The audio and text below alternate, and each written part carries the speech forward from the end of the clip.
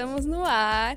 E não esquece de se inscrever no canal, @podesermais, no Instagram, no TikTok, eu tô esperando você lá. E hoje estamos com ele, que é ator, apresentador, produtor, modelo, influenciador digital. Eu decorei, não acredito! Com vocês, Gabriel Santana. Oi, gente! Eu sempre colo aqui porque é muita coisa. Eu fico, ai meu Deus, será que eu perdi alguma coisa? Mas eu não perdi dessa vez, tô muito feliz. Foi tudo. Caramba! Me fala uma coisa, você começou como ator em Chiquititas, o Mosca, não tem como falar do Mosca, falar do Mosca. Eu falo que minha carreira começou em Chiquititas, né? Eu até fazia uns comerciais antes, mas acho que o ponto que eu comecei a encarar como profissão, que eu vi que era isso que eu queria fazer pro resto da minha vida, foi em Chiquititas.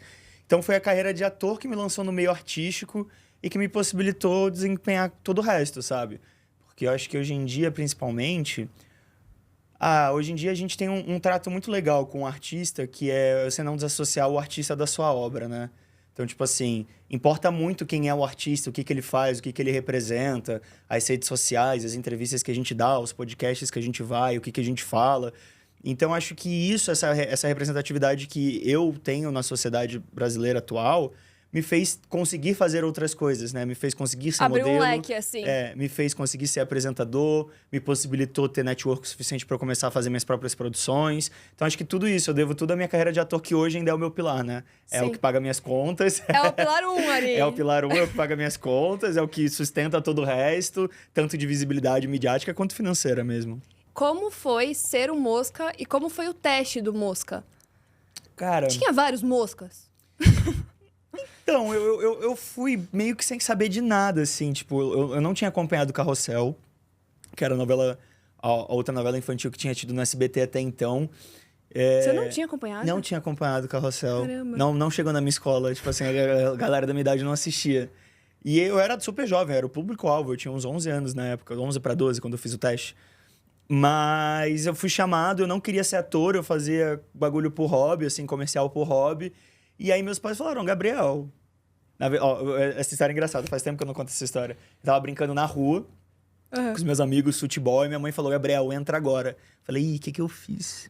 Meus amigos já falaram, pô, Gabi, até amanhã. Pô, que droga, queria que você ficasse mais. Aí eu cheguei em casa, minha mãe me levou pro quarto. Falou, Gabi, tem uma notícia pra te dar. Aí você já pensa no pior, né? Tipo assim, alguém morreu. Sim. Aí ela falou, tem um teste de uma novela pra você fazer, você tá afim de fazer? E aí a gente conversou sobre isso, sabe? Tipo assim, meus pais não impuseram que eu fizesse ser artista. Eu sou o primeiro artista da minha família. Não é como se eu estivesse realizando o sonho de alguém da minha família, sabe? Alguém colocou em você. Acho que foi o universo mesmo que apontou isso. Eu fazia por hobby, fazia para ajudar em casa também. Eu venho de uma família de classe média baixa, então ajudava bastante em casa com o dinheirinho que eu fazia nos comerciais. E aí surgiu o teste. E eu, sem querer ser ator, sem querer ser nada, me meti lá no SBT. Sei lá quantas crianças tinha no dia, umas 500 crianças, não sei. Ali no auditório, do lado da praça de alimentação. Que a SBT a gente sabe na palma da mão, né? A gente passou 2 anos ali, se me perguntar de olhos fechados, eu sei chegar nos lugares. Mas aí eu fiz o teste, super nervoso. Você vê o teste, é uma droga o teste. Tipo, atuei mal pra caramba. Como que era o teste? Putz, era uma cena entre o Rafa, o Binho e o Mosca, falando que tinham que dividir a... Tipo assim, eles eram garotos de ruas no começo, né? Então, eles tinham que conseguir dinheiro na rua. E aí, com o dinheiro que eles conseguiram, eles só conseguiram comprar um sanduíche e dividiram entre os 3. A cena era essa. E a cena eu fizemos eu, o Donato e o Felipe Cavalcante. E os 3 passaram, né? Os 3 do mesmo teste passaram. E aí, eu fiz mais um teste, que foi eu, o Guilherme Vieira e um terceiro menino que acabou fazendo participação. Não entrou como elenco fixo, né? Elenco principal. Mas aí, do meu teste, o teste que todo mundo que eu fiz, fez a novela. E, tipo, só um não fez os protagonistas, né? Então, acho que eu dei sorte. Acho que o universo me colocou com as pessoas certas, no momento certo. Com a Márcia Ítalo, que fez o casting na época, olhou pra mim e viu o potencial. E, graças a Deus, depois disso, ela acreditou muito em você, então. Porque, de acordo com você, o teste foi horrível. Eu não acreditaria em mim se eu visse aquele teste. Se eu fosse produtor de elenco, eu ia falar, não, próximo. Ruim demais. Não. Sério? Faz uns 5 anos de teatro, depois volta pra cá, menino. E você foi na cara dura, então, sem meio que saber, só decorando o texto ali. Fui, só decorando o texto, nervosíssimo. A minha voz ainda nem tinha passado pela muda vocal, então minha voz era fininha. Como que era essa voz? Eu não sei, acho que era mais ou menos assim, eu não sei dizer. Mas acho que era mais ou menos... Era muito fininha. Quando eu reassisto o teste, eu até me assusto. Eu falo, Mudou muito, né? Muito, muito. E me fala uma coisa, depois, muito lá na frente, teve Malhação, Toda a Forma de Amar, é isso? Isso, exatamente, em 2019. E aí de 2015 a 2019 eu fiz alguns trabalhos, mas nenhum muito relevante, assim. Até fiz uma série junto com o SBT e a Disney, que foi produzido pela Formata. Mas meu próximo grande trabalho, de fato, foi em 2019, que foi Malhação. E na verdade, eu tinha feito o teste de Malhação de 2018. Tipo assim, a gente faz eu fiz em 2017 para Malhação de 2018, aí não passei. Em 2018 eu fiz para de 2019 e passei. Mas a Malhação que veio antes da minha, que foi Vidas Brasileiras, o engraçado é que eu cheguei na final, ficou entre eu e um garoto. O Gabriel Fuentes, que é um amigo meu, a gente tem zero rivalidade. Ficou entre eu e ele, e aí eu não passei, eu fiquei decepcionadíssimo, triste. Por que você não passou? Eles falam? Não. Não, eles nunca não falam. Só nunca não ligam falam. pra você, então, tipo, eles... Não, eu acho que eles até me avisaram. Eles até quando você chega na final, quando fica entre você e uma outra pessoa, eles até avisam. Mas se você sai muito antes, o silêncio é uma resposta. O telefone não toca. O telefone não toca, então não passou. E aí foi muito legal, tipo assim, porque na segunda vez que eu fiz o teste eu já tava muito mais preparado, sabe? Já fazia teatro aí? Já fazia teatro, já tava fazendo faculdade de artes cênicas, tava no 4º semestre quando eu passei. Porque eu sou formado, né? Eu sou bacharel em artes cênicas, pós-graduado em direção. E tô agora fazendo um curso de cinema também pra pegar. Caramba! Como que você dá direção. conta de tudo isso? Deu conta de tudo isso? A gente dá conta porque a gente tem uma ótima equipe, a Úrsula, que monta a minha agenda, às vezes com coisa começando 10 da noite pra dar conta. Os meus projetos de produtor, reunião 10 da noite é toda semana. Fala, gente, não consigo antes das 8. Aí eu como, tomo um banho, entro na reunião 9, 9h30, 10 horas. E é produtivo mesmo assim? Você consegue pensar realmente? Pô, como é um bagulho que eu gosto muito de fazer, que é produzir com os meus sócios, que são amigos pessoais meus, e é divertido, e é o que eu amo fazer. Cara, eu não sei fazer outra coisa que não seja arte. Então, tipo assim, eu me divirto. Eu tô cansado, eu começo a reunião cansado no meio, eu já tô gritando, e não, vamos fazer isso, vamos fazer aquilo. E é isso. E depois veio o remake de Pantanal. Isso, Pantanal. Veio a pandemia, né? A pandemia. Malhação era pra ter um mês a mais, um mês e meio a mais a Malhação que eu fiz. Você fez o Kleber. Isso, Kleber de Malhação. Só que aí, por causa da pandemia, a gente teve que antecipar o fim da gravação um mês e meio. Porque, tipo, não podia mais gravar. Então, o que era pra gente gravar em um mês e meio, a gente teve uma diária pra gravar. Que foi só, tipo, gente... teve uma passagem de tempo de 2 anos, e aí a Alanis e o Pedro Novaes, que eram os protagonistas, explicaram o que aconteceram com todas as personagens nesses 2 anos. Mas, tipo assim, muito X. Nada com nada, nada com nada, porque ninguém tava programado pra uma pandemia, né? E aí, durante a pandemia, cara... Foi complexo, eu fiquei 1 ano e meio sem trabalhar. Graças a Deus eu sempre fui uma pessoa responsável financeiramente. Hoje em dia nem tanto, mas eu já fui mais responsável financeiramente. Não faltou nada na pandemia? Não faltou nada, graças a Deus. E aí eu gravei um filme no meio da pandemia, quando as coisas começaram a flexibilizar, mas aí depois já veio o Pantanal, Qual em 2023. Cara, uma das maiores frustrações artísticas que eu tenho na minha vida. Por quê? Porque é o filme mais legal que eu já gravei e nunca saiu. É de uma plataforma de streaming? Não, foi gravado independente. O cara conseguiu patrocínio de umas marcas, alguns apoios, a gente rodou lá em Brasília. Mas acho que faz tempo que eu não converso com o diretor, mas pelo que eu tinha entendido, ficou sem verba para distribuição, né? A gente tem o filme pronto, só que não tem verba para distribuir. Como você ficou nessa? Mal? Fiquei péssimo, porque é um projeto muito legal. Roteiro maravilhoso, roteiro muito bom. É sobre o quê? Conta a história de um rapper. É tipo um cara que existe na vida real. O nome dele é Hungria Hip Hop. Hungria? Hungria. Uhum. E aí conta a história dele até ele chegar no sucesso. Até começar o sucesso dele, né? Porque a história dele é maravilhosa. Ele passou por muito perrengue. Uma pessoa que, tipo, se reinventou várias vezes. E um cara muito coração. Um artista nato, assim. E você era o? Hungria. Eu fiz ele. Ah, por isso... entendi. Você tem admiração por ele também. Então, por isso. Eu gosto muito dele. Faz muito sentido. dele. E o engraçado é que ele é muito alto, né? Ele tem acho que 1,85. E você tem quanto? Eu tenho 1,75. Então eles tiveram que fazer todo o elenco pra parecer que eu tinha 1,85. Então todo o elenco tinha tipo 1,60, 1,70 no máximo, pra parecer que eu era o mais alto. Todo mundo foi selecionado assim. Sério? Então tinha um padrão de altura ali. Tinha um padrão de altura. Ninguém podia ter mais de 1,70, porque a Hungria é muito alto. Quem que tem 1,85? Quase ninguém. Pantanal. Voltando em Pantanal, você fez o Renato. Ou Isso. errei? Não, Renato. Renato? Isso. Você fez o Renato em Pantanal. E como foi a experiência de fazer o remake de Pantanal? Que foi tão conhecida aí. Ah, eu já tinha história, né? Com Chiquititas. Já fiz Malhação, que, querendo ou não, é um remake que tinha todo ano, né? Então, eu falo, quando eu entrei em Pantanal, eu falei, caraca, mais um remake, né? Tipo assim, eu sou especialista e quando fizer remake, vão me chamar. Vários remakes, um atrás do outro. E só sucesso, graças a Deus. E só né? sucesso. Mas Renato chamou muita atenção das pessoas. Foi Foi chamou... muito bem visto. Quer dizer, muito mal visto, graças a Deus, porque ele era um vilão. Mas bem visto por quem assistia ali, de certa forma. Sim. Mas foi muito legal. Foi o meu primeiro vilão que eu fiz em novela, né? No teatro eu já fiz alguns. E em filmes também já fiz. Mas é diferente, né? Quando você tá numa novela. E o engraçado é que o Renato nem aparecia tanto, acredita? Mas eu acho que, graças a Deus, com o Mas elenco marcou. que eu tava... Mas marcou. Graças a Deus marcou. Ele não aparecia muito, mas ele era marcante ali como vilão. Quando aparecia, dava uma raivazinha dele, né? Que bom, que bom. Me fala uma coisa, você prefere fazer vilão ou bom moço? São coisas completamente diferentes, né? Eu entendo que são. Ah, cara, depende muito. Não tem uma resposta pra isso. Acho que depende do meu humor, depende do momento da vida que eu tô passando.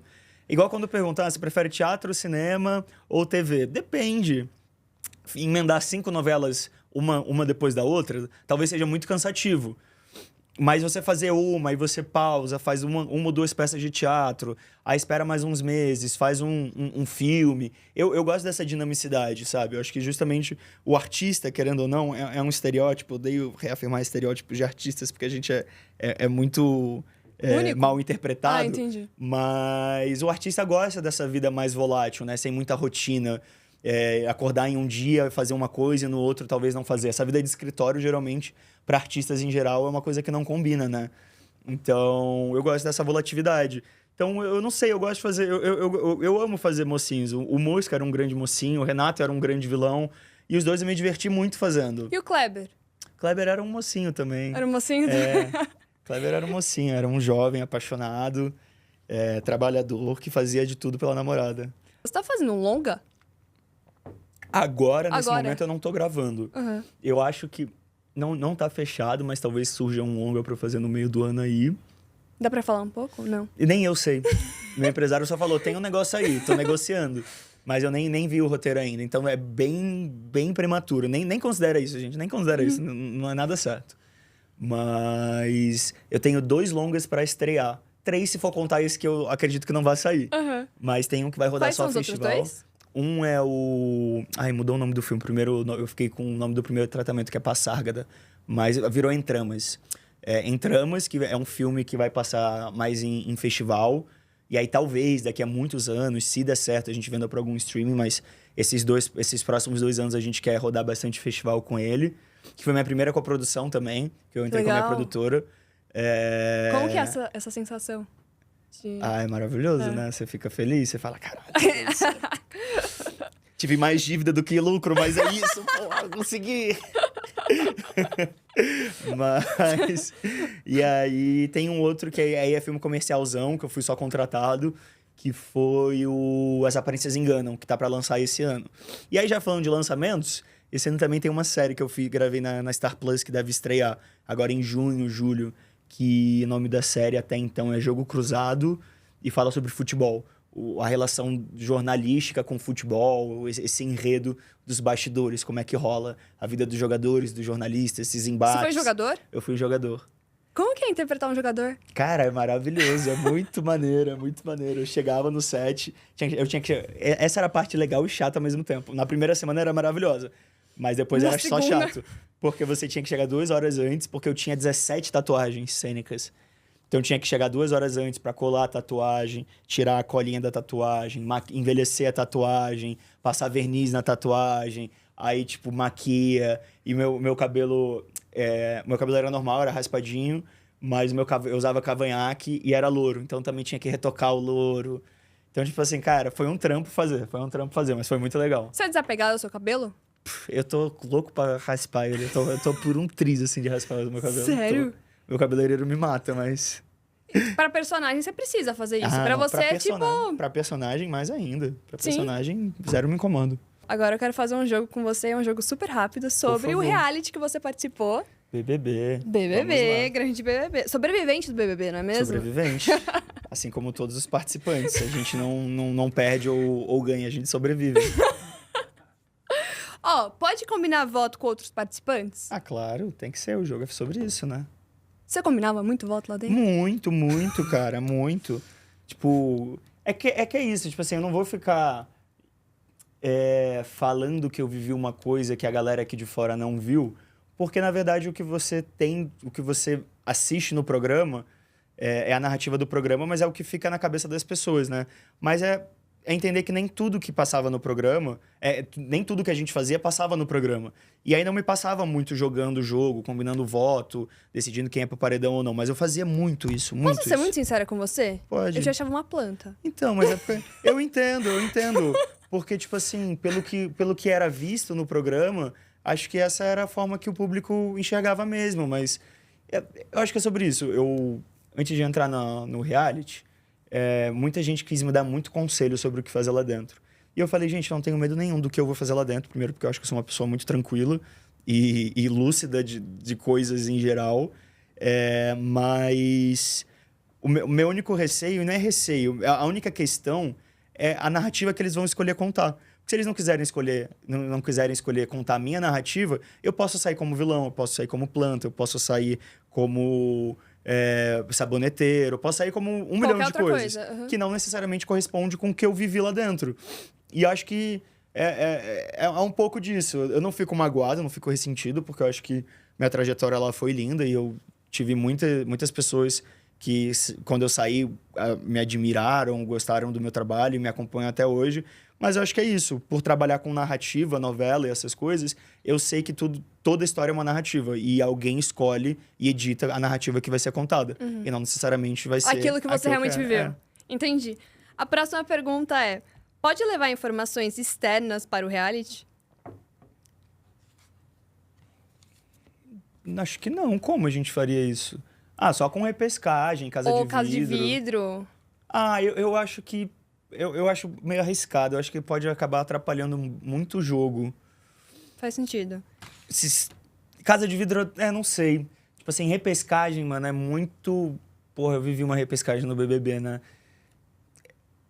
Talvez pro público possa ser legal, mas, tipo assim... É porque se o público já tirou as pessoas, é porque ele não quer que as pessoas estejam lá. Uhum. E aí colocar duas pessoas de novo, e aí colocar ela com novas informações, muda muito a dinâmica lá dentro do jogo. E às vezes um jogo que o público corre esse risco muito grande do público não gostar dessa nova narrativa que vai ser trazida, né? Que foi o que aconteceu no meu Big Brother e foi o que aconteceu nesse Big Brother. Não, nesse Big Brother de agora foi bom, né? A galera gostou. Mas teve um outro Big Brother que, tipo, também teve casa de vidro, repescagem, que a galera falou, mano, o que vocês estão fazendo? Uhum. Então, acho que é um risco muito grande. Então, acho que eu discordo. Pode fazer aliança secreta com um grupo de participantes? Pode, acho que faz parte do jogo. Acho que cada jogador tem o seu perfil. Não é o tipo de perfil que eu faria, mas eu acho que tá no jogo. Tá no jogo é pra jogar. Jogando com o público, o problema é que tem gente que esquece de jogar com o público, né? É falso com os amiguinhos e não avisa pro público. Aí o público também acha que a pessoa é falsa. Aconteceu isso na sua edição? Na minha edição... Que ficou marcada, assim? Na minha edição, acho que não. Não? Que o público achou que a pessoa era falsa, não. Teve o Alface na minha edição, que, tipo, mudou de quarto, meio que mudou de time, começou a jogar sozinho, mas jogando com a galera do fundo do mar, que era a minha galera. Mas o público aqui de fora super comprou a ideia dele. Então, acho que é isso, ele jogou com o público, entendeu? Pode mentir para outros participantes para se beneficiar? Acho que é uma estratégia válida, sim. Acho que tudo é... Qual o tipo de perfil de jogador você quer ser lá dentro? Não, volto a dizer, não é o tipo de perfil de jogador que eu fui e que eu seria em qualquer momento da minha vida. Mas se você tá jogando, tá ali com o público, se envolvendo e deixando claro suas intenções, mano, joga teu jogo, faz teu game. Pode omitir informações dos próprios aliados? Claro, também. E a última, pode dormir o dia inteiro? Cara, com certeza, porque eu fazia muito isso. Mas é que tá o problema, mano. Tipo, Qual o problema? Eu, a Marvel e a Sarah, a gente, quando saiu, os nossos fãs falaram muito pra gente, a galera da nossa central, nossas equipes, famílias. A gente ia dormir todo dia às 5 da manhã. tipo assim, 4 da manhã era quando a gente tava muito cedo que a gente ia dormir. Então, tipo, o despertador era às 9, quando a gente acordava, a gente tinha dormido 3, 4 horas. Então a gente não tava com sono. Só que a madrugada inteira a gente passou conversando, falando de jogo, falando da vida, armando 1 milhão de coisas que não era passado. Então, tipo assim, a impressão de quem tava assistindo durante o dia era que a gente tava dormindo o dia inteiro, mas de certa forma não era verdade. A sua edição é da Sara Aline. Uhum. Quem mais que era? Só pra relembrar? Eu, Sara Aline, Marvila, Fred Bruno, Fred Nicásio, Bruna Grifal, Alface. Larissa. A Larissa, a Lari, o Cara de Sapato, Guimê. Amanda, que ganhou. Amanda Meirelles, que ganhou. César Black, Cezinha, Marília. Você fala com todos? Ah, não, muita gente pra falar. Eu mal falo com a minha família. Que é isso? Eu trabalho pra mal falo com a minha família, meus amigos ficam no vácuo, vou falar com gente que não pertence ao meu ciclo pessoal. Tipo assim, a gente se encontra em todo evento, todo mundo que eu não tenho problema com ninguém, de verdade mesmo. Até com as pessoas que eu tive uma certa desavença lá dentro, quando viemos aqui pra fora, a gente se resolveu e, enfim... Mas não fazem parte do meu ciclo pessoal. Quando a gente se encontra em evento, é super maneiro, a gente se diverte, conversa.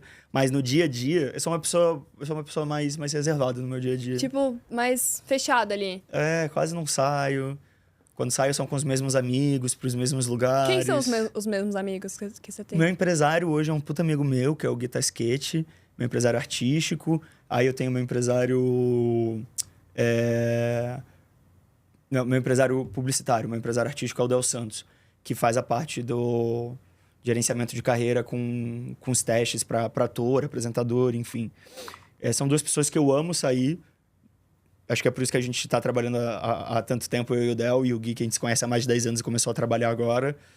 E meus amigos do Rio, tem o... Você nasceu lá? Quê? Você nasceu no Rio? Eu sou carioca. Ó, pra você ver, todos os meus amigos eu começo a trabalhar junto. Os meus sócios eram meus amigos. Os meus empresários ou começaram como amigos ou a gente se tornou amigo. Sou uma pessoa que transforma tudo em trabalho, você não tá entendendo? Tudo vira trabalho no Tudo final das vira contas. trabalho pra mim. Você tem podcast. Sim, Amor na Influência. isso. E é todos os dias? Como que funciona? A gente terminou a 2ª temporada. A primeira foi com Regina Volpato. A primeira foi com a Regina Volpato, a 2ª temporada foi com a Camila Frender. E a 3ª temporada, infelizmente, até onde a gente sabe, não vai renovar. Infelizmente. Por que não? O que a gente ficou sabendo, e aí não tem como eu te afirmar isso, porque muita gente acima de mim pra chegar às informações. Mas era porque o podcast era da Wondery, que é uma empresa gringa dos Estados Unidos, que estava abrindo uma sede aqui no Brasil. E aí houve algum corte no departamento dos Estados Unidos, que era o departamento que mandava o dinheiro pro Brasil. Então, não tem mais quem dê dinheiro para as produções. Não tem mais quem dê verba para as produções brasileiras. Então, até onde eu sei, foi cancelado. E era o podcast de maior audiência da Wondery, né, aqui no Brasil. Chegou a top 4 no Brasil, no Spotify. Um podcast que estava numa curva exponencial muito boa.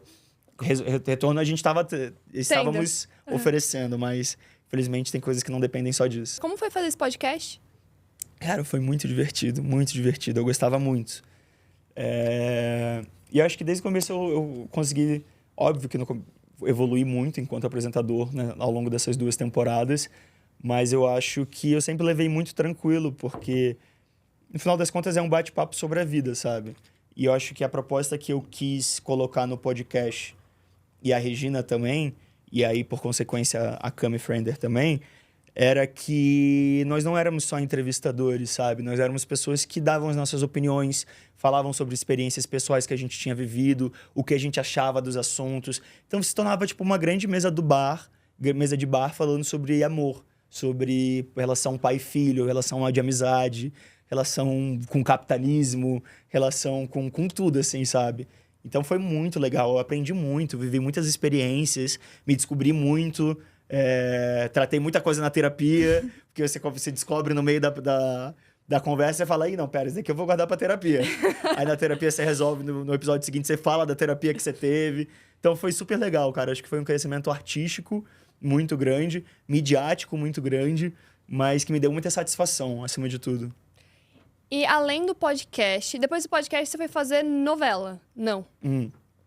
Que deu show, sabe? Que deu show, que vem uma novela Porque aí o pra gente podcast fazer. acabou recentemente, né? Acabou em janeiro ou fevereiro, foi o recente. último episódio. Uhum. É. E Aí, agora? Agora é o que todo ator fala, a desculpa de todo ator. Estamos descansando a imagem, estamos à espera de novos jobs. Mas brincadeiras à parte, tem uns projetos para sair, né? Eu tenho uma peça que eu acabei de sair de cartaz esse final de semana. Qual era a peça? O Sonho Americano. Sonho Uma Americano. peça que falava sobre a ditadura militar aqui no Brasil. Muito parecido com Ainda Estou Aqui no seguinte aspecto.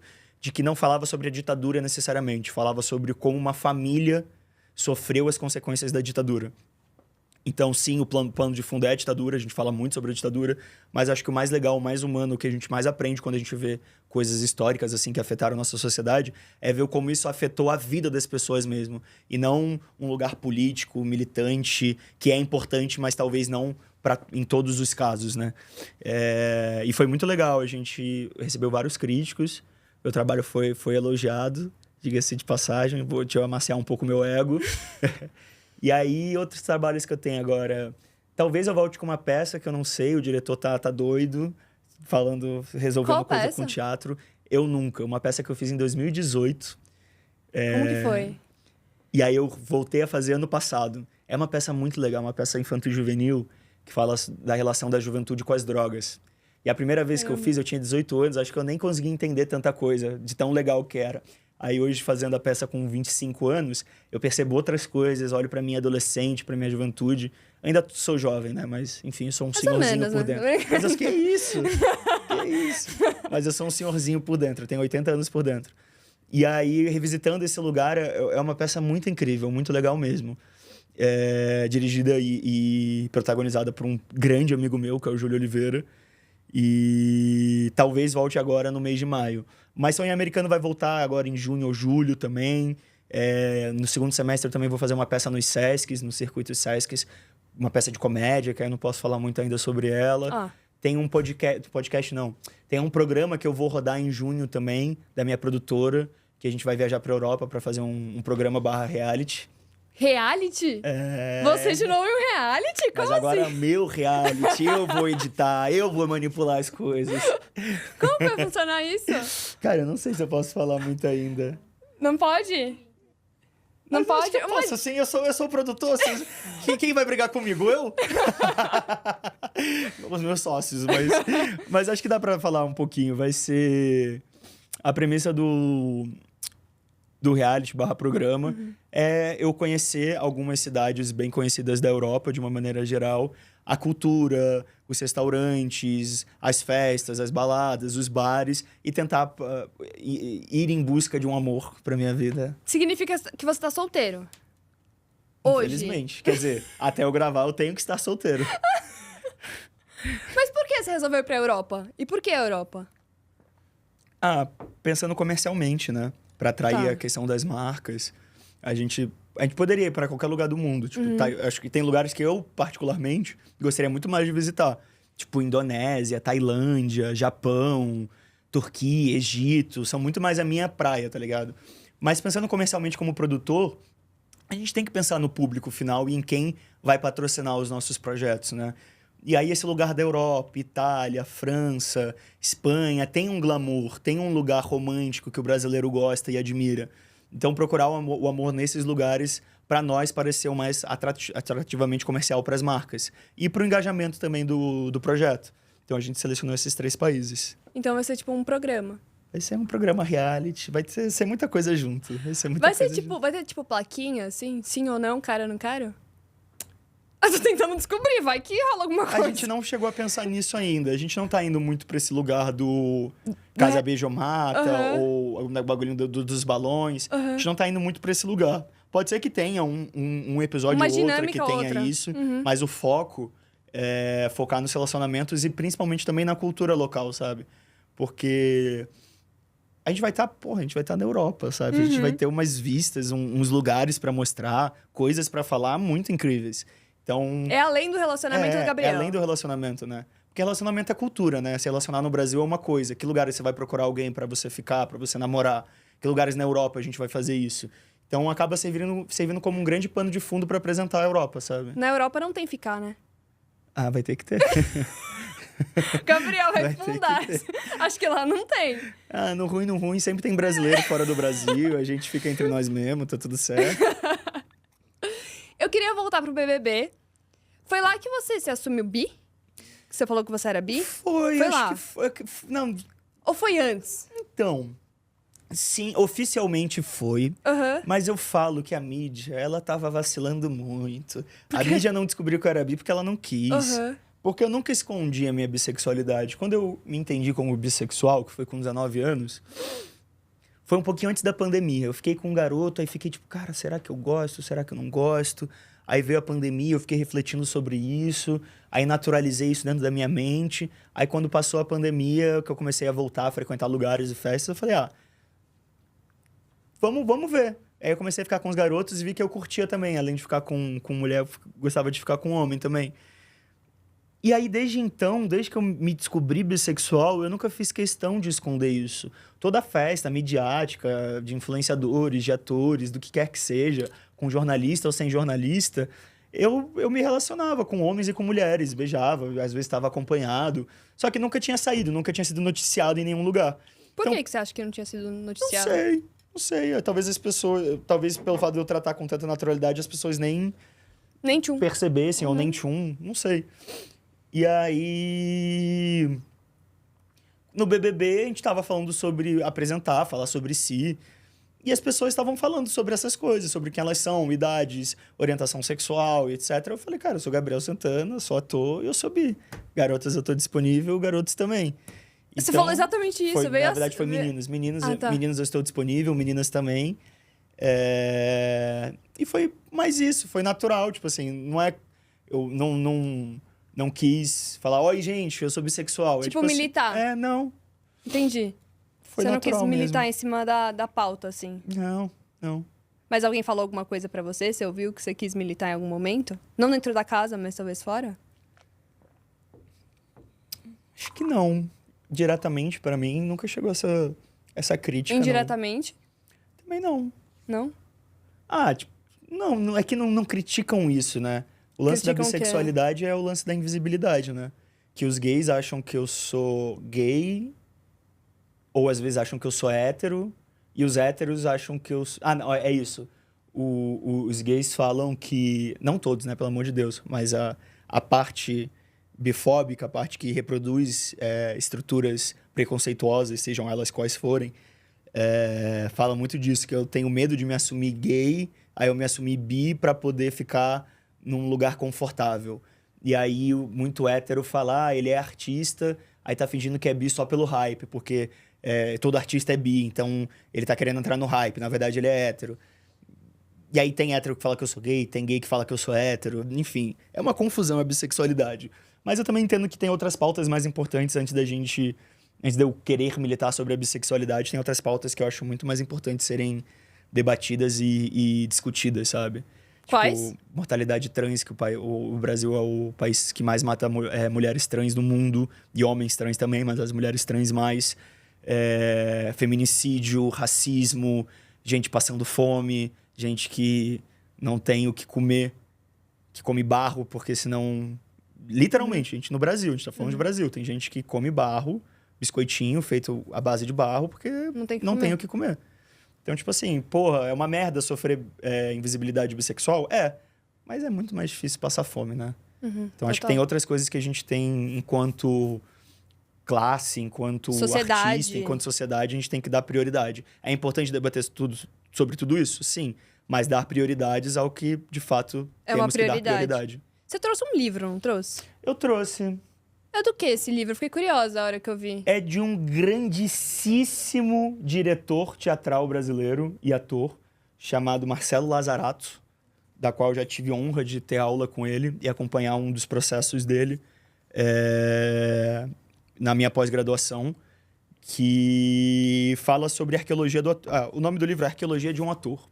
Então, ele, através de muita poética, através de muito repertório, tanto de biologia, quanto de arqueologia, quanto de física, quanto de literatura, fala sobre o ofício da atuação.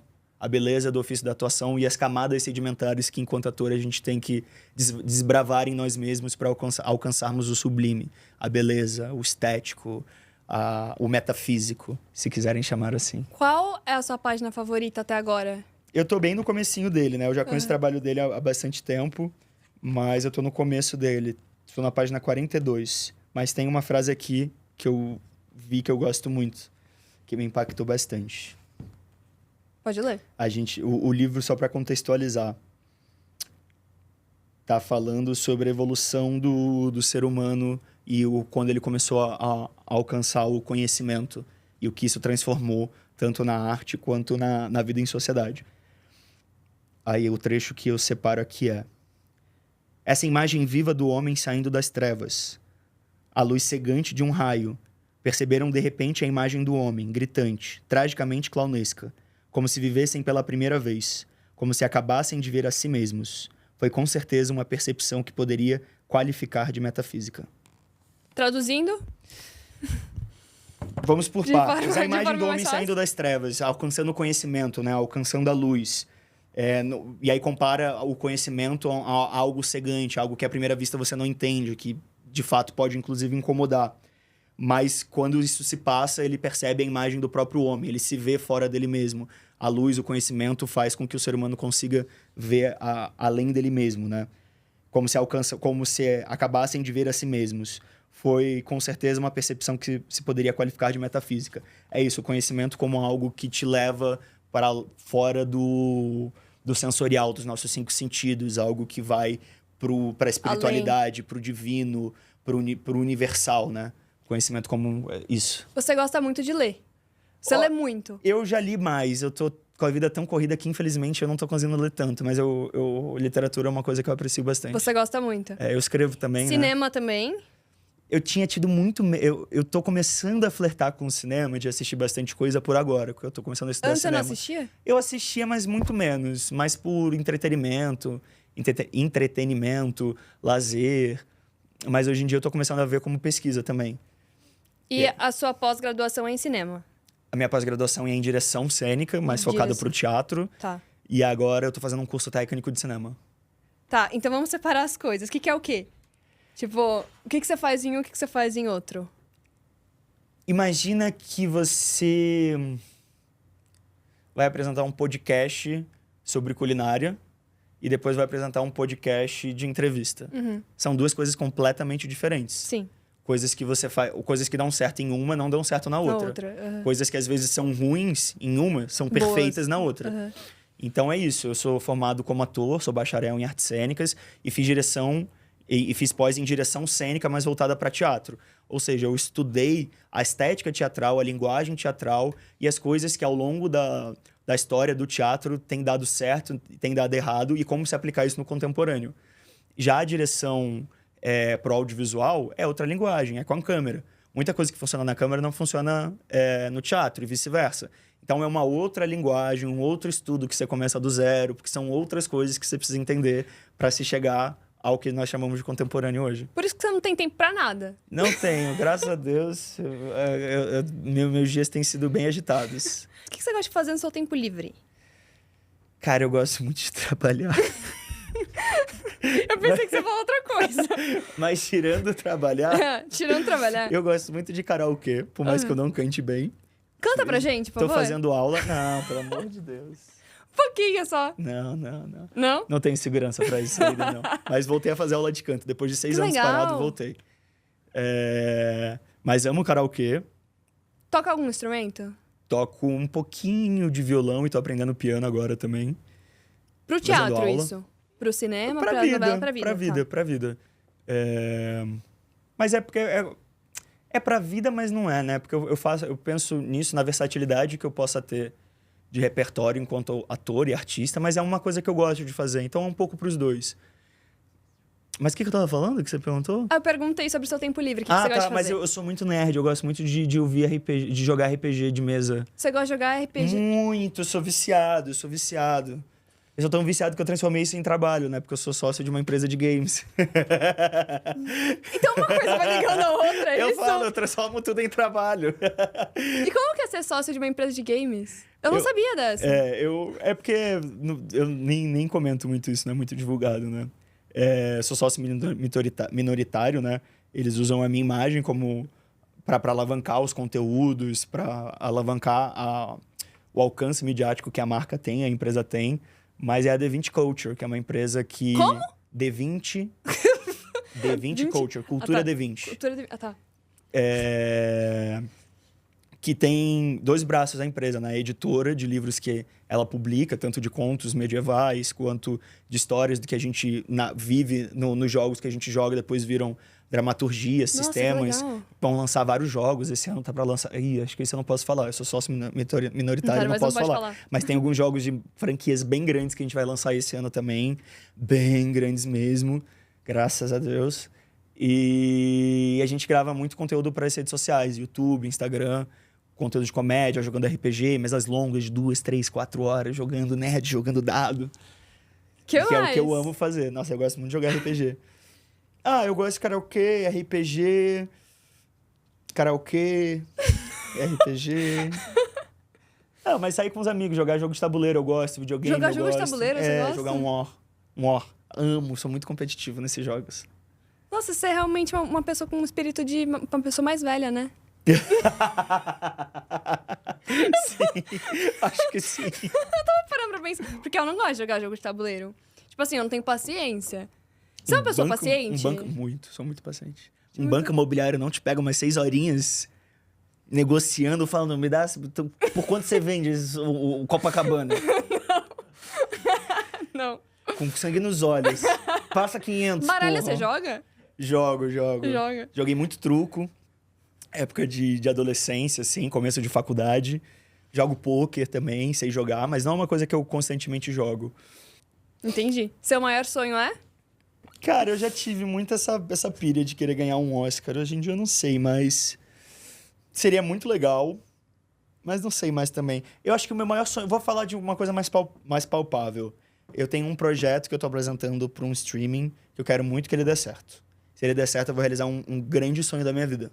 Você fez ele? Tipo eu assim, produzi. você criou? Eu criei do zero. Como que foi criar do junto com zero? sócios, Tá, né? mas como que é criar do zero, assim? Você escreve? Como que você faz? Eu escrevo só poesia, eu não sou roteirista. Ah, tá. Se me pedir pra escrever um roteiro, eu falo com os meus sócios que eu sou um bom palpiteiro. Falo, gostei, não gostei, dou as minhas justificativas técnicas e eu falo, vamos tentar reescrever. Vulgo vocês. Vamos reescrever vocês? Mas foi um processo muito gostoso, porque surgiu de uma inquietação que eu e o meu melhor amigo João Miranda tínhamos enquanto artistas. E aí a gente chamou um roteirista, amigo dele, que eu não conhecia na época, que é o Anderson Oliveira. E ele se apaixonou pelo projeto, imergiu completamente no projeto. E hoje a gente é sócio, então a gente tem vários projetos juntos. Inclusive o reality que a gente vai rodar agora no meio do ano. E aí eram reuniões semanais, cara. Tipo, a gente... eles são do Rio, né? Então sempre que eu podia ir pro Rio, a gente ia pra um bar, conversava, comia alguma coisinha, bebia um drinkzinho. Então foi uma vibe muito gostosa de ser construída. Mas teve outros momentos que a gente estava com a agenda fodida, então a gente se encontrava 2 vezes semanalmente online, das 8 às 10 da noite, para poder ajeitar o que faltava de contexto, de argumento, sinopse, construção de personagem, diamante de características, diamante de caráter, enfim, coisas que a gente foi desenvolvendo. Então, mas sempre muito gostoso, muito leve, muito divertido. Pra finalizar, qual área da sua vida você mais gosta? Qual o quê? Qual área da sua vida você mais gosta? Ficou um pouco óbvio aqui no programa que é a minha vida profissional. Não, mas assim, entre ator, modelo, influenciador, produtor... Faltou mais algum, né? Não, tá. Não faltou nada. Tudo certo. Acho que a atuação ainda é o que... É o que te mais move. me motiva. Uhum. Acho que sim. Daqui a uns anos talvez vire direção, mas acho que hoje em dia é a atuação ainda. Gabriel, gostaria muito de agradecer. Muito obrigada por ter vindo, eu amei te conhecer mais. Obrigado. Espero que você tenha se Eu me divertido. diverti. Eu falo muito, né? Eu falo isso. As pessoas têm que me cortar, porque se deixar eu Mas fico assim que é falando. bom, vai falando. Muito obrigada. Eu que agradeço. Obrigado, gente. Um beijo, gente. Até o próximo.